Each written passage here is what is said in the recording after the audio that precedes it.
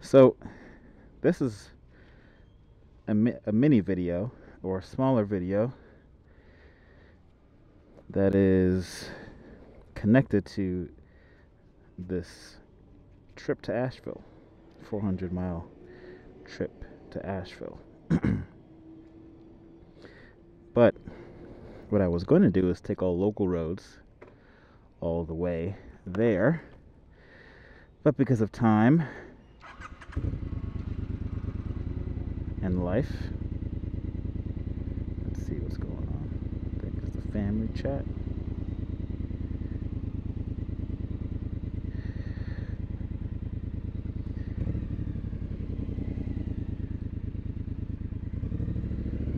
Let me go back this way.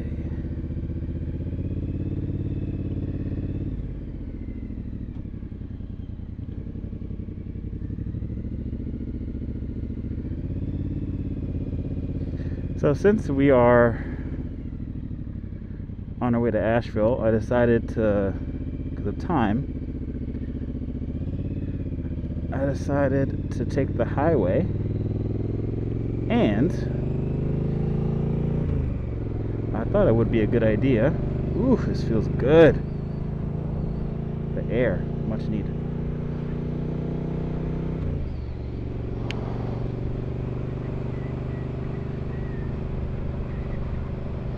That would also be beneficial for me to do a highway. Ooh, am I running the red light? Ooh, I did. Yikes. No one saw that. Not even you, YouTube. Not even you. So since we're on the highway, I wanted to take advantage of this time, because I usually don't ever, and when I say ever, it is pretty rare that I get on the highway. Now the Street Twin, like I've said in the review video, you could probably check that in the cards up there. You can use this on the highway if you want. I just don't think it's the most comfortable time if you're gonna choose a bike to go on the highway with. It wouldn't be this one. Anyway, that's not what this video is about. So while this video is talking about riding on the highway, I mean, and I am doing it with a Street Twin, so you know, that's our weapon of choice for today. I'm gonna kind of go through what my mind is going through and some strategies for the highway.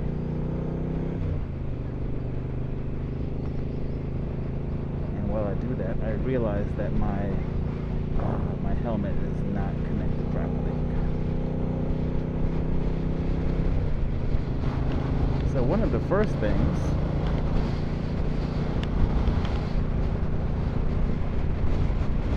which is something we literally just did, is getting onto the highway.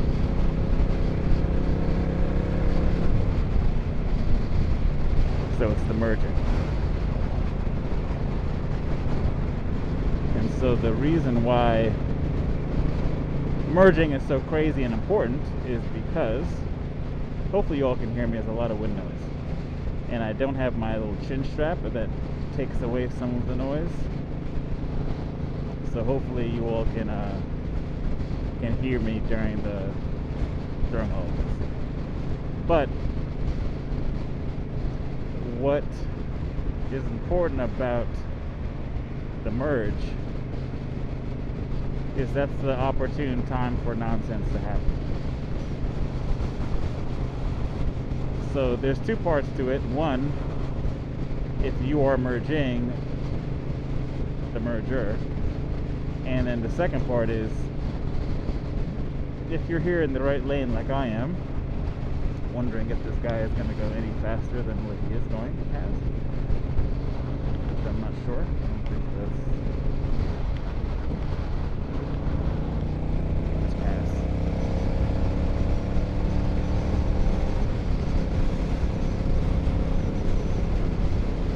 Okay, so actually, while we do this, we have some people merging as we speak. Hopefully you all can see. I think So what I like to do is exactly what just happened. I like to let those folks who are merging, especially as a motorcycle, I just let them go. It is not in the slightest bit important to me that I hold on to a lane. It just doesn't make any sense. One, car versus you're going to lose every time. Something's going on over here. Why is she on? Okay. Alright. This is why I get off the highway. Anyway, so car versus you're not going to win. And then number two, it's just not really important. There's a point, because we have some more mergers here, there's a point where you have to figure out, and this goes for cars too, do you have, letting them over, are they so far ahead of you that you can allow them to just go on ahead and they can merge in front of you without you slamming the brakes? Or are you more or less parallel to them, exactly, next to each other, and you can just continue on ahead instead of slowing down? Because the problem with slowing down and letting someone pass, get in front of you, is that if you're not careful and see if there's somebody behind you, you can also be in big trouble with that too.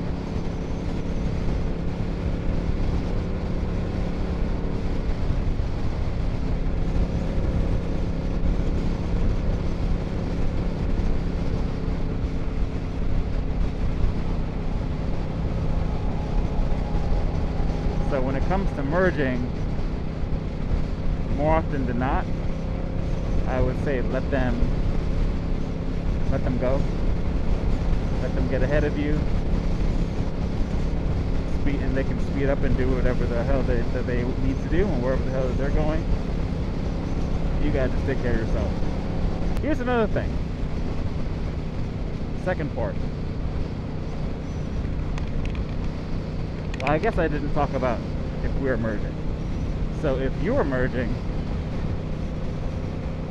you know, you have to use the advantage that motorcycles have, which is the low end power, especially with 900s and below.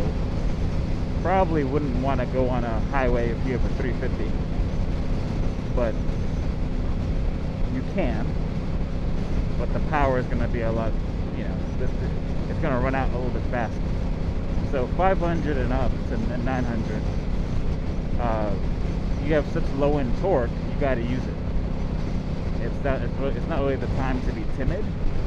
It's the time to, and again, this goes for cars too. If you see an opening, you have to just push it and go. So that's why I would say sometimes with inexperienced riders or even inexperienced drivers, the merge can be scary. Just because it's the timidness and the fear of, I don't know, maybe pushing the gas too hard and going too fast and going out of control, not accelerating with control and fidelity. That's probably the concern. But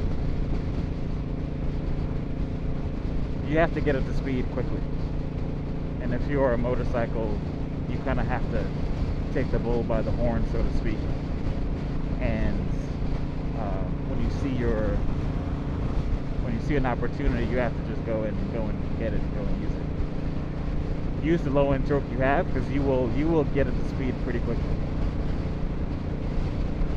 And it is hard to, you know, the challenge is also visually being able to gauge how fast the car is coming. So, you know, I would always say play it safe until you, one, feel like you have control of the speed of your bike. And then two,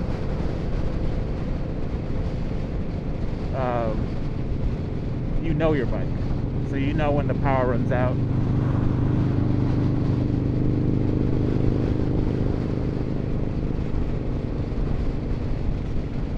know when the you know where the power starts in the power band. You know exactly where to hit it. Downshift, go ahead and just turn it up. So something to note in regards to merging. The other part, another thing that I think about exactly what we're doing here is, where is the safest place to be on a highway? So for me, I don't believe there's a one true answer. I don't believe you can only stay in the right lane and that's the safest space for you. What I would say is, you need to be, what's going on with this car in front of me? What's going on? You need to be in a space where, one, you're around the least amount of cars, whatever lane that is, right? Two, you're in a space that's visible. And three, a space that's comfortable for you and your riding ability at that time.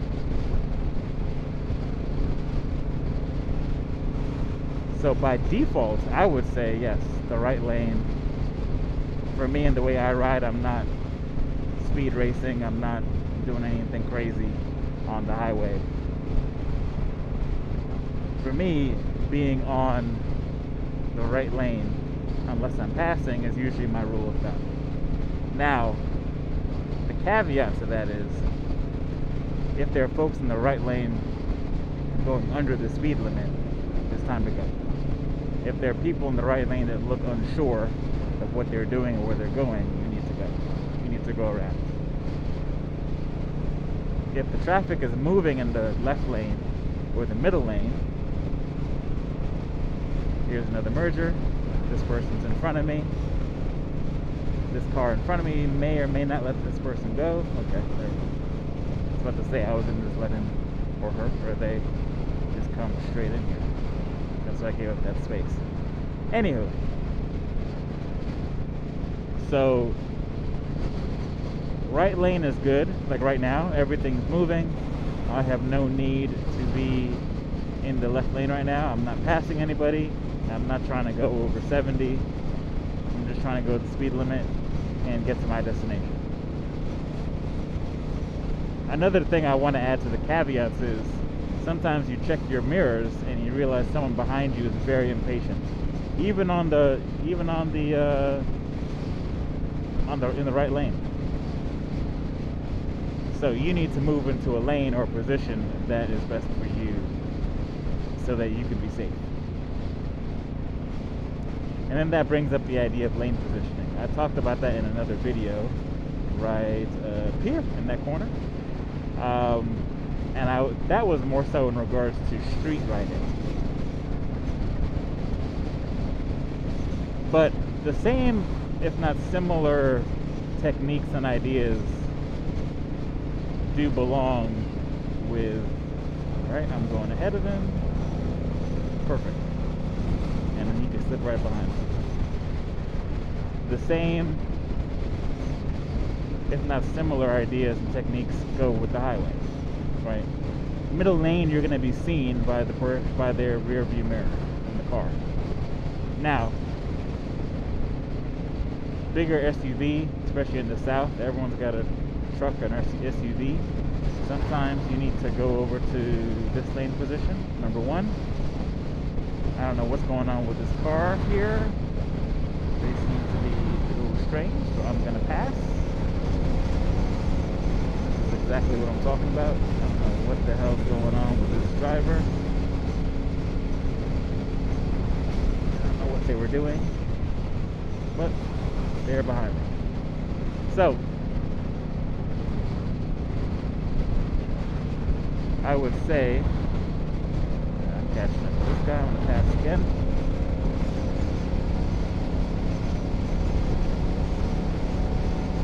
So with the Street Twin, and I think along with some of the modifications I did, you know, it has enough power to pass. But highway riding with this engine is not necessarily my favorite. Anyway, going back to lane positioning. So finding the lane position where you can see is really the whole point. For people to see you and for you to see people.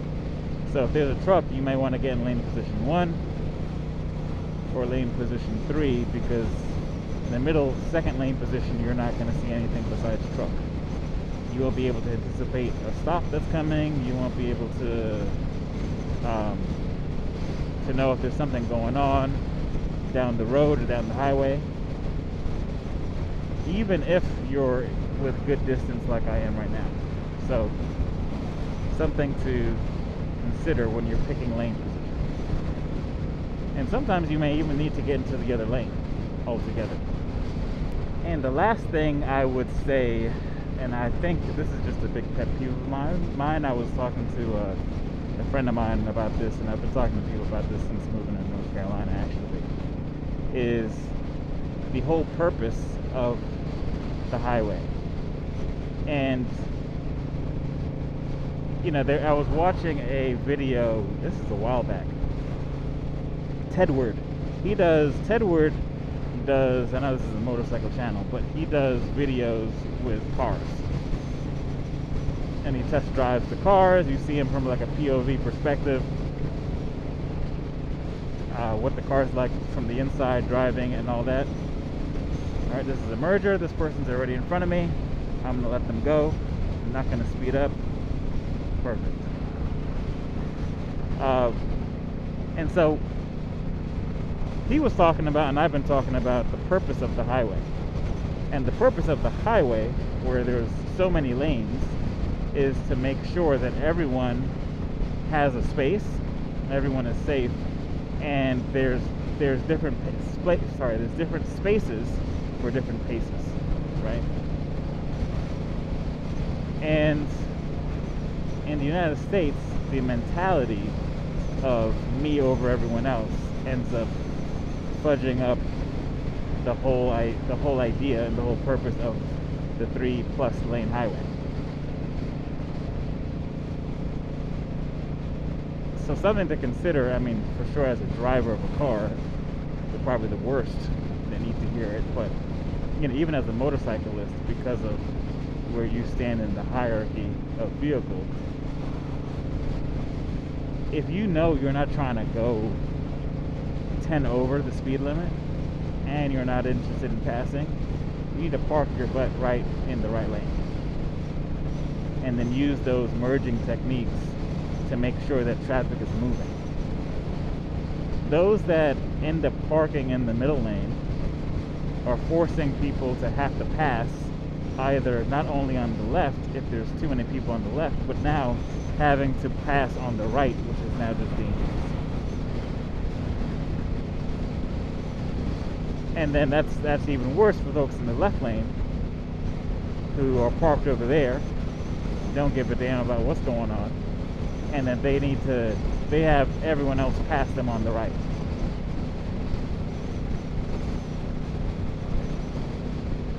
Someone who is parked in the middle lane, that person who is on, let's say I need to pass that person, and I need to get around a few people, right? Let's say now I'm boxed in. Someone is like right here in front of me, and someone's in, let's say if there's a middle lane here, and I need to go all the way to the left lane, 2 lanes over, just to pass one person so I can get back 2 lanes back over to the right. That's exactly how accidents happen. So I just don't understand. And you know, in other countries it's different, but other countries have different priorities over, you know, socially what the social values are. And for a lot of Americans, a lot of the social values, hold on, time out, that is absolutely beautiful. Wow. A lot of the social values are in regards to me, how can I get more, and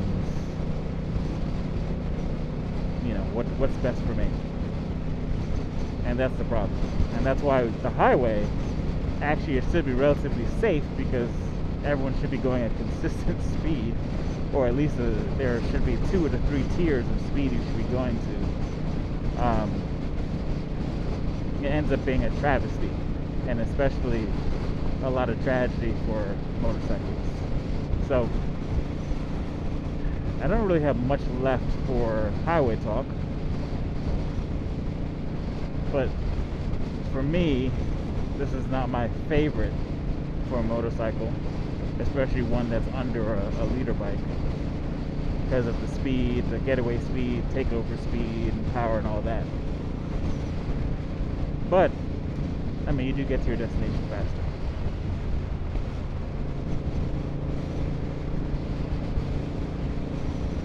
Another thing I guess I should add is the use of the not the rear view mirrors, but your mirrors to your left and your right.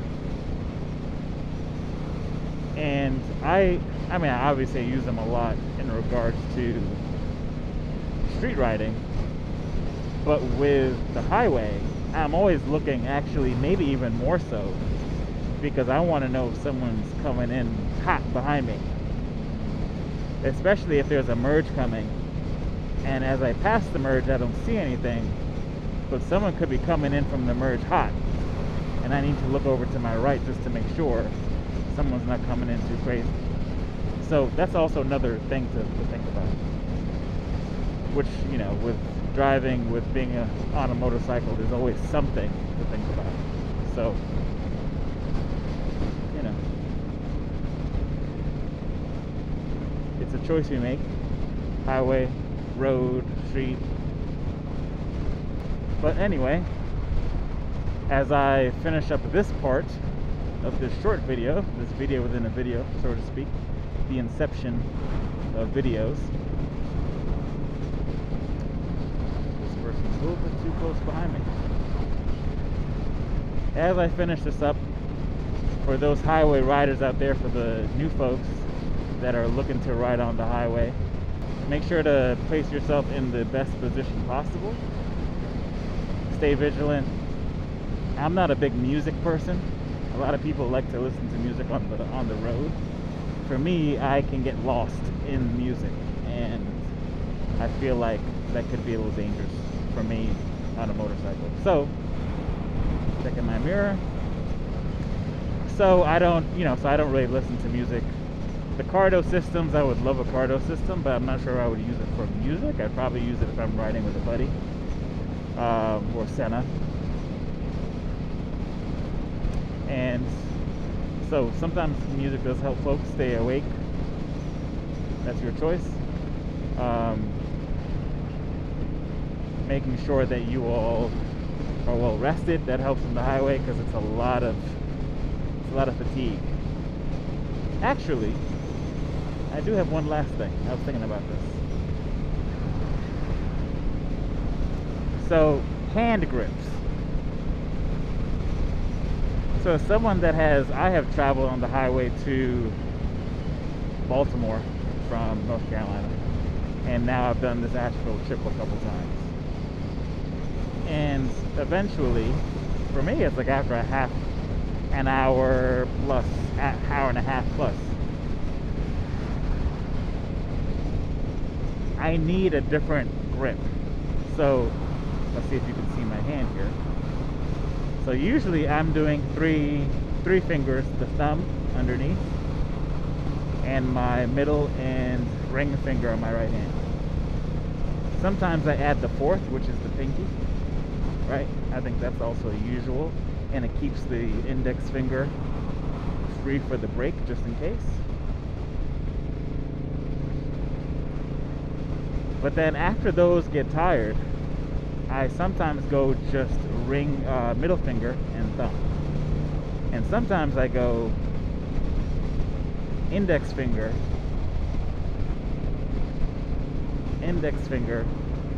have the 3 fingers for the brake. I'm going to pass this person. 3 fingers for the brake, and the index and thumb here. And I interchange from time to time just to give the different muscles in my hand and different fingers a break. So right now I'm doing the index finger and the thumb. And wrist positioning. So bending your wrist a little bit, bending your elbow a little bit, and let's say you're someone like me, if you're taking a long trip who has this right here, I may just have, when it's, you know, when it's not crazy on the highway, I would have my arm here and just lowering my body a little bit against the wind, and then that eases the rest of my arm. So try it. If you have another way of doing things in regards to these different techniques, or with the hand grips and all of that, whatever works for you, you know, use it, and also put it in the comments, because I'm always looking for something else. Another reason I'd love a leader bike plus for the highway is cruise control, so I can just rest my hand. I did a review of the Atlas up there, and it's okay. It's okay. It is what it is, but it's not cruise control. It's more of a throttle lock. So it's not as effective, but it does what it needs to do. Anyway, I'm gonna get out of here. I'm gonna focus on the road. This big truck is okay. And I will see you at the next video.